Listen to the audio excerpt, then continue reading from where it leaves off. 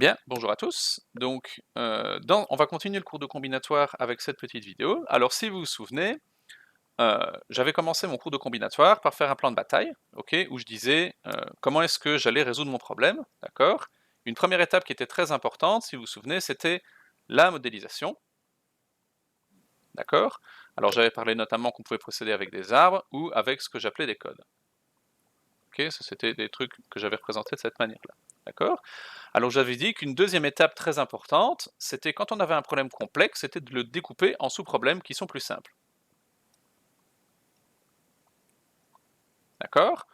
Alors, la troisième étape, à l'évidence, c'était résoudre ces problèmes. Et à l'évidence, une fois qu'on a fait tout ça, eh ben, il faut trouver la solution du problème original en réassemblant les solutions. D'accord? Des sous-problèmes. Et alors aujourd'hui, on va s'attaquer à cette étape 2 et cette étape 4, d'accord, où on va voir comment faire certaines découpes et comment faire les réassemblements correspondants, d'accord? Et alors la question de ces vidéos, c'est de savoir, a priori, quand je découpe, la question c'est de savoir quand est-ce que je fais un plus ou un moins, ok? Donc allons-y, donc quand est-ce qu'on doit faire un plus ou un moins en combinatoire?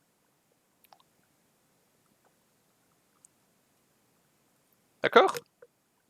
Alors, pour ça, je vous propose de partir d'une petite question. Donc je vais faire deux petits exemples, d'accord? Alors le premier, ça va être quelque chose de très simple, c'est je vais demander, la question 1, ça va être, donc le problème 1, allons-y plutôt, c'est plus un problème. Alors je vais demander combien de mots de passe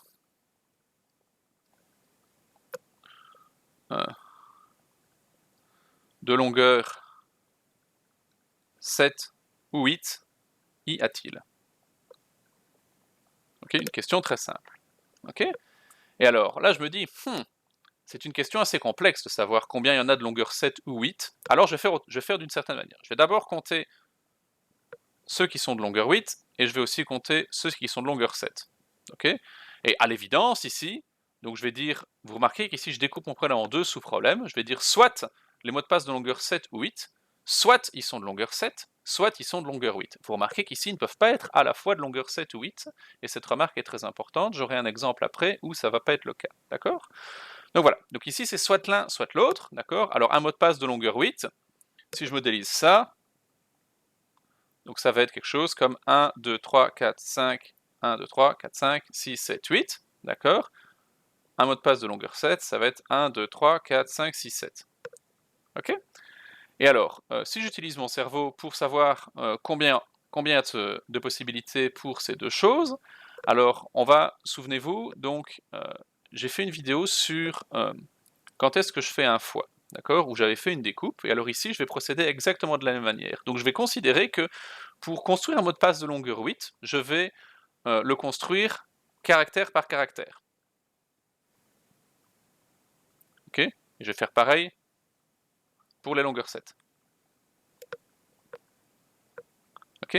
Donc là, je vais ici, donc ça ici, c'est, pour simplifier, disons de A jusqu'à Z. Ok? Alors, essayons de voir combien j'ai de choix pour ce premier caractère ici. Ok? Ce premier caractère-là, a priori, j'ai 26 choix, parce que j'ai 26 lettres. D'accord? Pour le deuxième, ben, j'ai aussi 26 choix, parce que j'ai le droit d'avoir des caractères qui se répètent, j'ai le droit d'avoir un mot de passe qui commence par AA, par exemple. Ok? Et donc si on répète ça, en fait, on voit qu'on a 26 fois 26, etc., fois 26 jusqu'à la fin. Donc le résultat, c'est 26 fois 26 fois 26 fois 26 fois 26 fois 26 fois 26, 1, 2, 3, 4, 5, 6, 7, fois 26, au final, ça c'est 26 exposant 8. Ok? Et pour les longueurs 7, on va en avoir de la même manière, on va avoir 26 exposant 7 tel mot de passe. D'accord?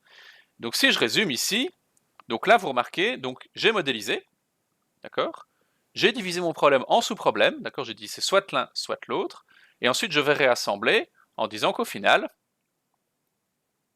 on a du coup 26 exposant 8 plus 26 exposant 7, tel mot de passe.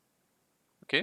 Et 26 exposant 8 plus 26 exposant 7, si je mets 26 exposant 7 en évidence, ça fait 26 exposant 7 fois 26 plus 1, c'est-à-dire 26 exposant 7 fois 27. D'accord? Bien. Ok. Donc ça, on voit déjà ici que quand est-ce que je peux faire un fois? Eh ben, quand je fais ma découpe de problème en sous-problème, si ma découpe c'est se dire je fais soit l'un, soit l'autre, alors je dois faire un plus. D'accord? Maintenant, on va essayer de faire un autre problème qui va être un petit peu plus complexe. Ok? Alors, je vais me demander, je vais faire un petit dessin et je vais demander de compter les poissons dans le dessin. Ok? Donc, je vais faire des poissons qui sont rouges et des poissons avec des dents. Ok? Donc, allons-y. Donc là, on a des poissons rouges. Ok? Là, j'ai un poisson rouge. Là, j'ai un poisson rouge. Là, j'ai un autre poisson rouge. Ok? Là, je vais avoir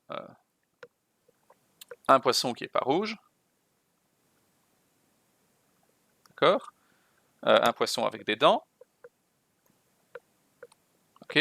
Je vais avoir un autre poisson avec des dents. Ok? Et alors, je vais avoir un poisson très particulier qui va être rouge et qui va avoir des dents. D'accord? Voilà. Alors, si je divise ici mes poissons en deux ensembles, j'ai l'ensemble des poissons rouges. Ok? Et je vais avoir l'ensemble des poissons avec des dents. D'accord? Et alors, la question, c'est, je veux savoir combien de poissons rouges ou avec des dents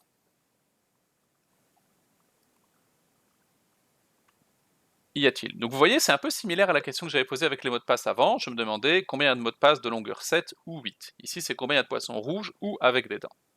D'accord? Alors là, à l'évidence, on peut les compter. Donc on voit qu'il y a 7 poissons. Ok?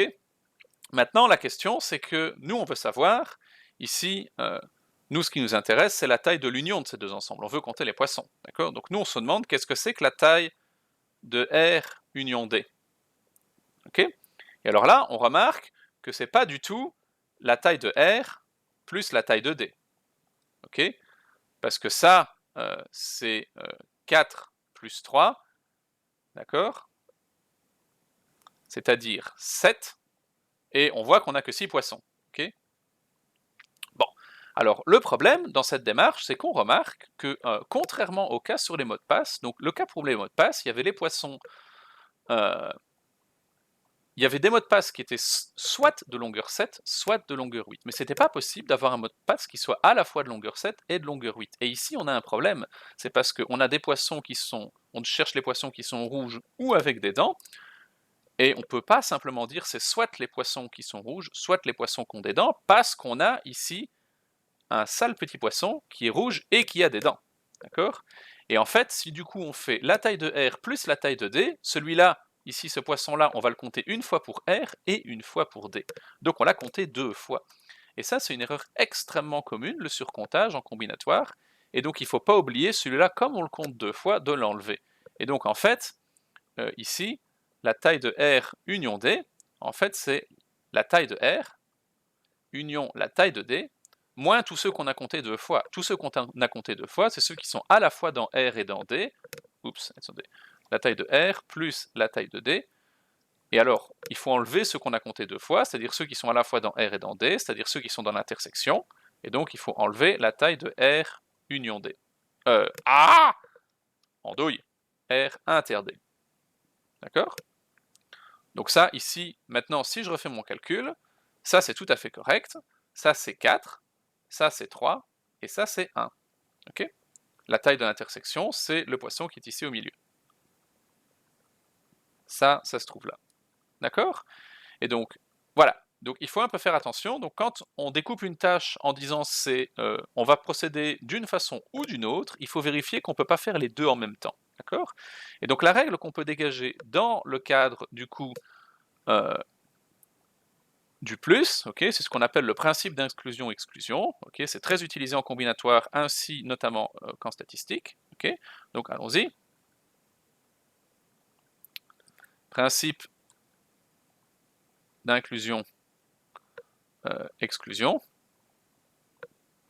On peut aussi appeler ça du coup la règle de la somme, si vous voulez, c'est-à-dire quand est-ce qu'on fait quand est-ce qu'on fait un plus, d'accord? Et en fait, ici, c'est que, tout simplement, la taille d'une union d'ensemble, c'est la taille du premier, plus la taille du deuxième, moins la taille de l'intersection.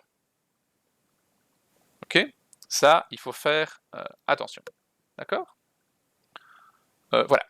Donc moi ici, sur quand est-ce qu'on fait un plus, du coup, j'ai pas grand-chose à vous dire. Ok? Donc si je résume ce que j'ai fait, donc on a vu ici, j'ai rappelé ce que j'avais fait quand est-ce que j'avais fait un fois, d'accord? Donc à titre de conclusion, on remarque que quand je fais une découpe, si on découpe une tâche en séquence, donc je fais d'abord quelque chose, ensuite autre chose, donc là il faut faire un fois, ok? Si on découpe maintenant en faisant des choix,